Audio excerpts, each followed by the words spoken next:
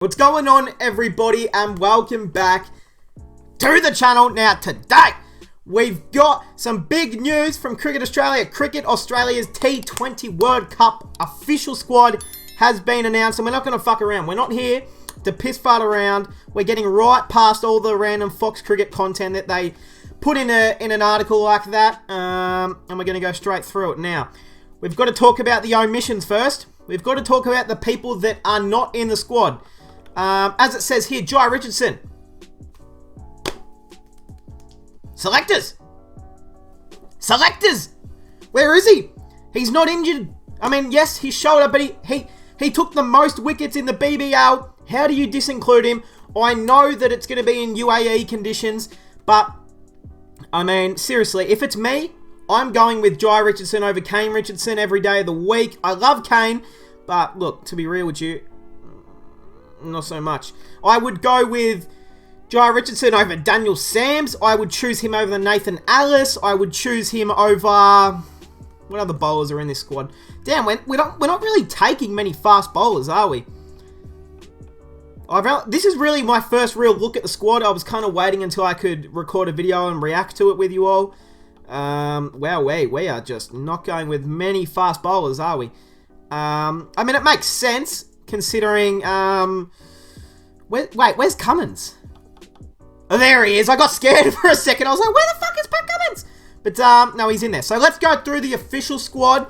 Well, now's about the time where maybe India will start announcing their squad, England, and we're going to be covering all that news, so don't you guys bloody worry about that. We'll be all over it here on the channel. So if you're new, subscribe, keep up to date. Alrighty, Finchy, captain. Of course, he's just had knee surgery, but he will be right to go, they reckon, so that's good to hear. It'll probably be the last time Aaron Finch captains Australia, and probably the last time he plays for Australia in the World Cup, to be honest. Unless he, is player of the tournament, and he's still in great touch, then he'll probably get a contract for the next year, but... Look, the way he's going, he probably is his last time playing international cricket. He'll still be at the Melbourne Renegades, I assume, for the Big Bash, which, he's still a classy short format player, but I think we're going to be looking, after this World Cup, we're going to be looking at people like Carey, Philippi, Josh Inglis will be around that top order,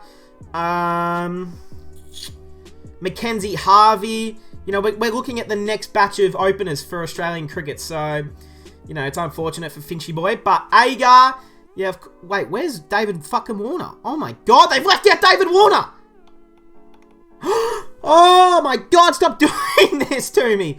Why is David Warner at the bottom? Goodness me. Okay, Agar, tick, Cummins VC, next captain of Australia in all three formats, to be honest. Hazelwood, love that he's in there. Josh Inglis, this is the surprise. This is the big selection. No Alex Carey, no Josh Philippi.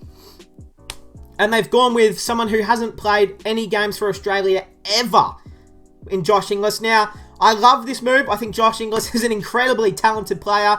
He should have been on that Bangladesh tour. He should have been on that West Indies tour. I don't know if he was asked to go, but if he wasn't, they should have. Because it made no sense why he wasn't on that tour, but he's playing great county cricket in England, I think, right now, and I think he might be playing for the London Spirit or something in the 100 League, so, selectors are, rewarding good form, which you love to see, because he's an absolute gun, and he's the next wicketkeeper for Australia in all three formats for Australia. I think he's our next test wicketkeeper.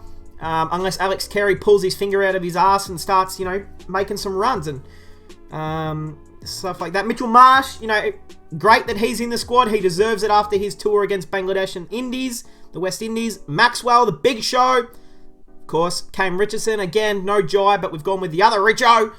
Smudge, it's been confirmed that Smudgy Boy will be playing IPL for the Delhi Capitals. So... he'll obviously be playing for the T20 World Cup. He's been announced in the squad. Now, I love Steve Smith, but if Steve Smith went and played the IPL and then decided not to play in the World Cup, I would have... Woo!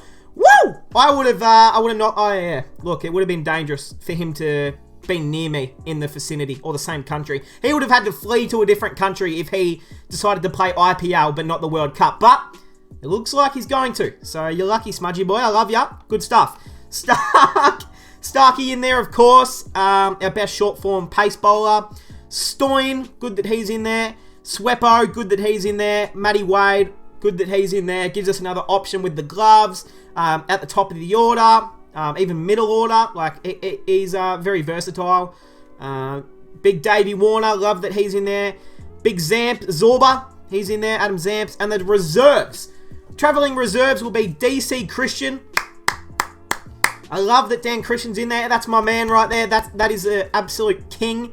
And when Dan Christian is in your T20 team, you win games of cricket.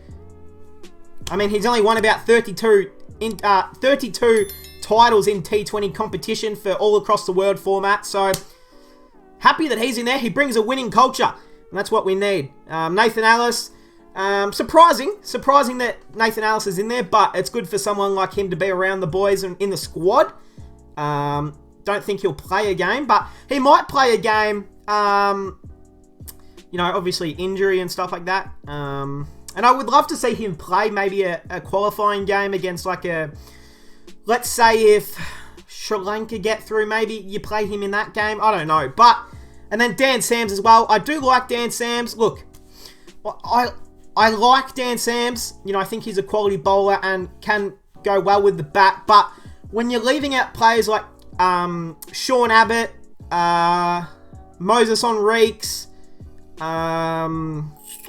Jai Richardson, there's more bowlers that I'm forgetting, but I just don't know. Even Riley Meredith, for that matter. I just don't really know how I feel about that, Dan Sams, but I back him in, and I want to see him do well. And it's good. He is a future he's a future, T20 player for this country for a long time, hopefully. So, just because, maybe these two boys, or even these three, well, more for Dan Christian, this will be his last T20 World Cup, you would assume. But Nathan Ellis and Dan Sams are going to be playing for a long, long time for Australian cricket and be around the team. So, they might not play any games, but it's good experience to just feel what it's like around the boys.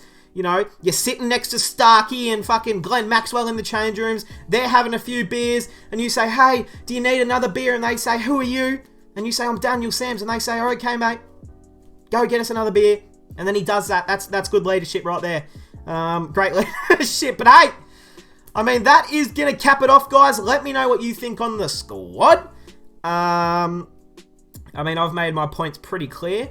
No Moses Enriques. Look, am I surprised? Not really. The selectors have been ignoring Moses Enriques in all three formats for 8, 9, 10 years since he debuted. So, no surprise that they didn't include my man, Moses. But, to be fair, didn't have a great series against West Indies or Bangladesh. So, those are the conditions he would be playing in. You can't really pick him off the form he went in. So, I'm not a super biased person, but yeah, look, unfortunately he's not in there, but it kind of makes sense to me if I'm going to be real. And considering Marsh is in front of him, Maxwell's in front of him, Agar's in front of him, Stoinis is obviously in front of him as well, and Dan Christian is in front of him as well on form. So I can't argue with it. I couldn't justify taking out any other all-rounder in this team for Moses. So it's really unfortunate for Mozzie boy, but look, he'll learn. He'll learn.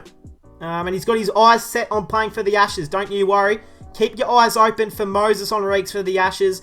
Do not rule him out of being in that squad. If he can... I don't know when the Sheffield Shield starts again, but hopefully he can score some runs there and put his name in open lights for the Ashes. But hey, that's a while away. But hey, that is going to cap it off, guys. Let me know your thoughts in the comments, and I'll see you guys in the next one.